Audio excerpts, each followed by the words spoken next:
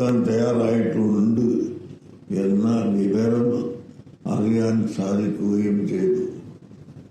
ഇനി ബാക്കി നിങ്ങളെല്ലാവരും പ്രാർത്ഥിക്കുക, നമ്മളും പ്രാർത്ഥിക്കുന്നു. നല്ലൊരു അന്തരീക്ഷം ഉണ്ടാവട്ടെ. ഏതായാലും നാളെ അത് നീട്ടിവെച്ചിട്ടുണ്ട് എന്ന വിവരമാണ് ഇപ്പോൾ നമുക്ക് ലഭിച്ചിട്ടുള്ളത്.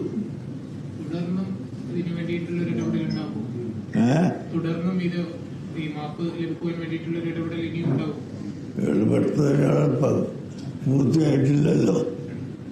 ഇനിയുണ്ടാവുമോ ചോദിക്കാൻ. ഇപ്പോൾ ഇടപെട്ടതിൻ്റെ ഫലമാണോ അവരാലോചിച്ചു കൊണ്ടിരിക്കുകയാണ്. കുടുംബങ്ങൾക്ക് സാധാരണ നിങ്ങളാണെങ്കിലും ഞാനാണെങ്കിലും ഒക്കെ ഉണ്ടാവില്ല. നമ്മളിപ്പോൾ കാശ് കൊടുത്തിട്ടൊന്നും നമ്മളെ മകനെ കൊലപ്പെടുത്തിയതിന് രക്ഷപ്പെടുത്താൻ പോകണ്ട എന്ന് ചിന്തിക്കുന്നവരുണ്ടാകുമല്ലോ. അതുപോലെ അവർ ചിന്തിച്ചിട്ടുണ്ടോ ഇല്ലേ? അവരുമായി സംസാരിച്ചിട്ട് അതിൻ്റെ റിസൾട്ട് എന്താണെന്ന് നമുക്കറിയില്ല. അത് സംസാരിക്കാൻ ഉള്ള ആളുകൾ അവിടുത്തെ പണ്ഡിതന്മാരാണ്. പണ്ഡിതന്മാരും ജഡ്ജിമാരുമായി സംസാരിച്ചിട്ടാണ് ഇങ്ങനെ നീട്ടിവെക്കാൻ അവർ ഉത്തരവിട്ടിട്ടുള്ളത്.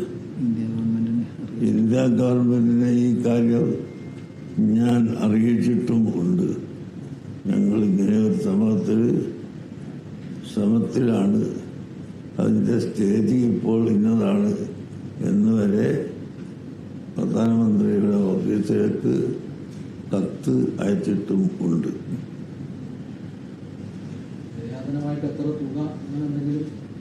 അതൊക്കെ അവർക്ക് അറിയാവുന്നതാണ്. തുകയും ഒന്നും ഞാൻ ചോദിക്കേണ്ട ആളല്ല, ഞാൻ കൊടുക്കുന്ന ആളുമല്ലല്ലോ. അതുകൊണ്ട് എത്ര തുക എന്നൊന്നും ചോദിക്കേണ്ട ആൾ ഞാനല്ലാത്തതുകൊണ്ട് ഞാനതൊന്നും ചോദിച്ചിട്ടില്ല.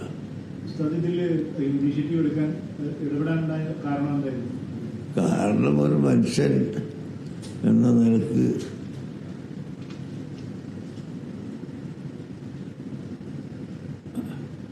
എന്നെ കൊണ്ട് കഴിയുന്നത് ചെയ്യുക എന്ന നിലക്ക് തന്നെ.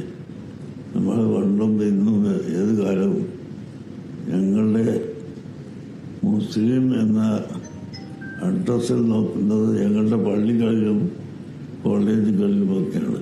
പൊതുവിഷയത്തിൽ ജാതിയോ മതമോ ഒന്നും നോക്കാറില്ല എന്ന് നിങ്ങൾക്ക് തന്നെ അനുഭവത്തിൽ ഉണ്ടായിരിക്കാം.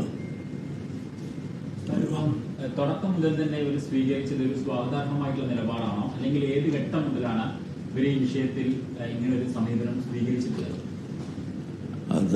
അത് അവിടെ സംസാരിച്ചവർക്കല്ലേ അറിയുള്ളൂ.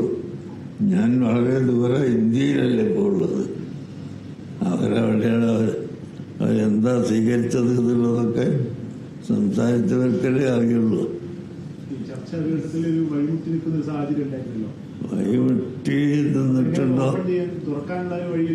വഴിമുട്ടി നിന്നിട്ടുണ്ടോന്നൊന്നും നമ്മളതിൻ്റെ വിശദാംശം കണ്ടിട്ടും കേട്ടിട്ടുമില്ല.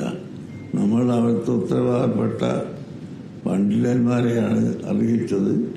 അവർ പറഞ്ഞാൽ ആ രാജ്യത്തുള്ള മുഴുവൻ ജനങ്ങളും സ്വീകരിക്കുന്ന അത്രയും വലിയ ഉയർന്ന പണ്ഡിതന്മാരാണ്. അതുകൊണ്ട് തന്നെ അവർ പറഞ്ഞ് സംസാരിക്കുന്നുണ്ടാകും. ഒരു വിഷയത്തിൽ ഒരു 2 മിനിറ്റ് കൊണ്ട് തീരുമാനിക്കാവുന്നതല്ലല്ലോ. ചില ചർച്ചകളും ആലോചനകളും എല്ലാം നടക്കുന്നുണ്ടായിരിക്കാം.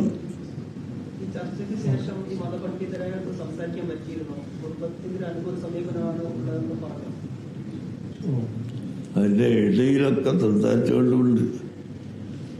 ആവശ്യമുള്ള സമയത്തൊക്കെ സംസാരിക്കണം. കുടുംബവുമായിട്ടുള്ള ആലോചനയ്ക്ക് വേണ്ടിയാണ് നിർത്തിവെച്ചത് ഇത് പറഞ്ഞത്. അവർ പറഞ്ഞിട്ടാണല്ലോ. അവർ പറയാതെ നമ്മൾ സ്വന്തം ഭാഗ്യം പറയില്ലല്ലോ.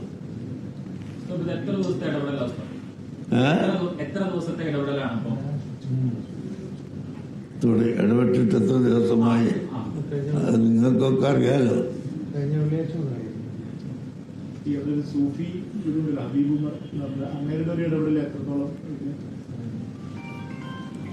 അത് അവരുടെ സൗകര്യത്തിനനുസരിച്ചിട്ട് ഇടപെട്ടിട്ടുണ്ടാവും. നമ്മൾ അവരോട് പറഞ്ഞു അവർക്ക് ഉള്ള സാഹചര്യവും സൗകര്യവും അനുസരിച്ച് ചോദ്യം ചെയ്യേണ്ടതില്ല. ഓക്കെ, എല്ലാവരും ഈ മനുഷ്യത്വപരമായ ഒരു പ്രവർത്തനത്തിന് വേണ്ടി ഇവിടെ വന്നെത്തിയതിൽ നിങ്ങൾക്ക് എല്ലാവർക്കും ഞാൻ എൻ്റെ സന്തോഷം അറിയിക്കുന്നു. മനുഷ്യർക്കൊപ്പം എന്നുള്ളതാണ് സമ്മേളന പ്രമേയം. ഞങ്ങളെ സമ്മേളനം നടക്കാൻ പോകുന്നുണ്ട്.